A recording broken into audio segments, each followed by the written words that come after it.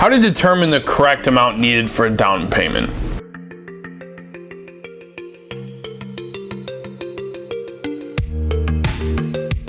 Now, this is always going to depend on the program, but there's a few rule of thumb that we can use to determine what you're going to need. Now, some things to consider are you're going to need at least 3 to 6 months to fill your escrow account, so taxes and insurance for 3 to 6 months to get preloaded in there, and that depends on the closing date. Sometimes more is needed if an insurance or a tax bill is going to be coming due soon. Now, you'll also need to be able to cover all of your lender fees and closing costs that are associated with a typical mortgage.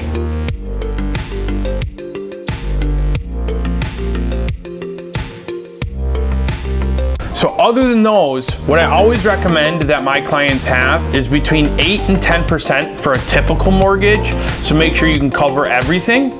And if you're trying to avoid mortgage insurance, then you're probably going to want anywhere from 20 to 30% total, 25 to 30%, to make sure that you can cover everything. So when you're trying to decide on how much you need and for what program, you're going to want to make sure if it's an average, just you're going to be looking at an FHA or conventional and you're not worried about mortgage insurance, then 8 to 10% at least. If you want to really avoid having mortgage insurance, then 25 to 30% is a good rule of thumb. For more information and details about this, we have tons of articles on the lendingdictionary.com that go into detail. And to learn more on some of our videos, keep watching.